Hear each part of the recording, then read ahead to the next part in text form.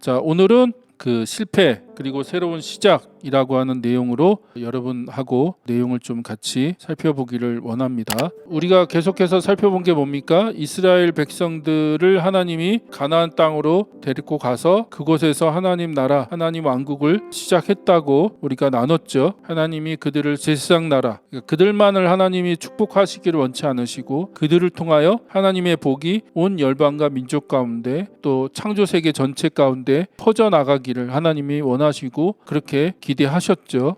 그러나 우리가 잘 아는 것처럼 그들은 계속해서 불순종하면서 하나님이 그들의 왕 되시는 것을 거부했죠. 그래서 가장 대표적인 사건이 우상숭배입니다. 우상숭배. 이 개념도 좀 다시 한번 정리할 필요가 있습니다. 우상숭배가 단순히 어떤 우상이라고 하는 형상 앞에 절하고 제사를 지내는 것만을 얘기하는 건 아니잖아요. 그 우상숭배의 진정한 본질은 뭡니까? 우상숭배라고 하는 그 문제 안에 담겨져 있는 진정한 본질이 뭔지 아세요? 그거는 왕이신 하나님을 거부하고 내가 왕이 되려고 하는 거예요. 인간이 왕이 되려고 하는 거. 무슨 말이냐? 자, 구약의 세계관으로 보면 하나님 한 분밖에 없잖아요. 신은 하나님 한 분밖에 없어요. 다른 신은 존재하지 않아요. 하나님이 많은 신들 중에 가장 우월한 신이고 그 다른 신들은 열등한 신이고 그런 개념이 아니잖아요. 이 땅에 신은 하나님밖에 없죠. 하나님이 창조주시고 하나님이 그 모든 것을 통치하시고 다스리세요. 그러므로 우상은 아무런 의미가 없는 거예요. 우상 앞에 절하고 기도하고 뭘 정성을 들이고 제사를 지내고 뭘 한다고 해서 그 우상이 어떤 힘이 있거나 능력이 있어서 내 삶을 바꾸거나 나에게 복을 주거나 나의 기도에 응답하거나 그렇지 않잖아요. 진짜 우상은 아무것도 아니잖아요. 그러면 왜 우상 숭배를 합니까? 그러니까 그 우상 숭배 너머에 뭐가 있어요?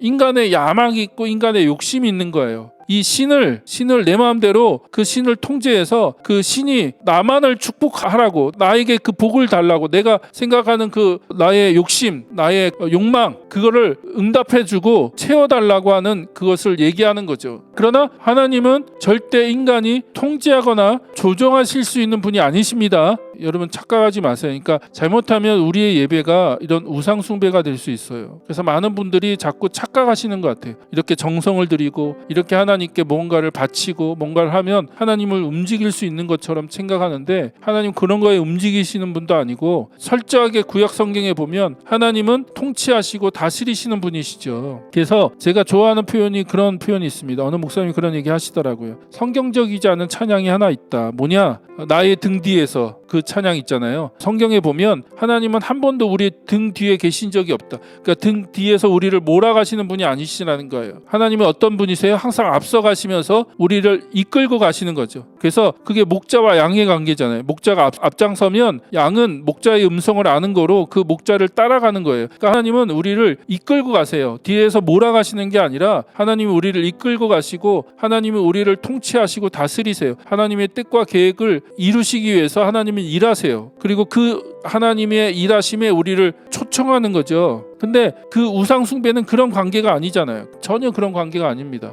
그래서 우상 숭배의 본질은 뭐냐면 왕이신 하나님, 그 하나님을 내가 거부하고 내가 왕이 되겠다는 거예요. 내가 왕. 구약의 역사를 보면 이스라엘 백성들이 실패하죠. 그러나 하나님이 그 실패에 좌절하시거나 또 그 실패에 머물러서 내가 더 이상 아무것도 하지 말아야 되겠다. 이거 안 되는구나라고 포기하시지 않고 하나님은 새로운 일들을 시작하시는 거예요. 새로운 일들. 그게 뭡니까?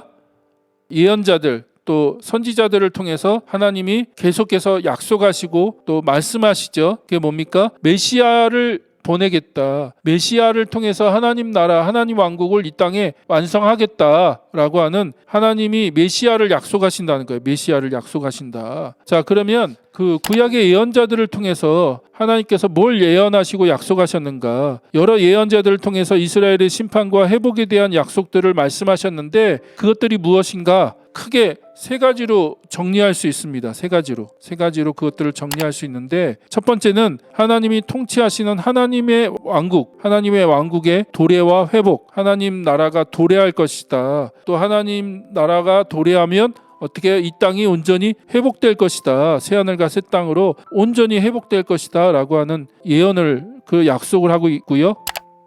또 하나는 그 하나님의 왕국을 이 땅에 가지고 오실 메시아의 출현, 메시아가 출현할 것이다, 메시아가 나타날 것이다. 그 하나님의 나라를 이 땅에 가지고 오시는, 또 하나님 나라를 시작하시는 메시아가 출현할 것이다 라고 예언하고 있고, 또 하나는 옛 언약을 폐기하시고, 그렇죠? 옛 언약을 폐기하시고 새 언약을 세우실 것이다. 시내산에서 모세와 맺은 언약은 폐기하시고 하나님이 새로운 언약을 세우실 것이다 라고 말씀하고 있다는 거예요. 자, 그걸 다시 한번 정리하면, 자, 하나님이 통치하시는 왕국의 도래와 회복은 종말과 그 하나님 나라의 완성에 대한 얘기고요. 종말.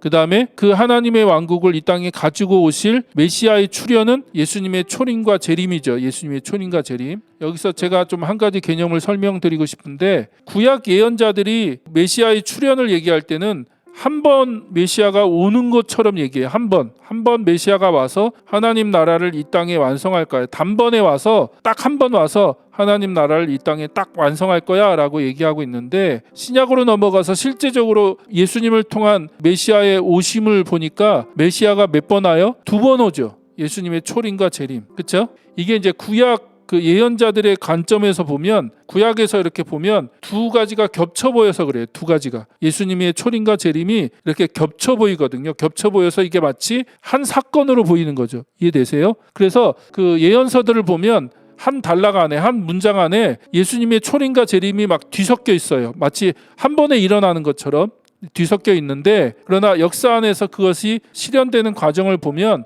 구분된다. 우리는 지금 어느 시대에 살아가고 있습니까?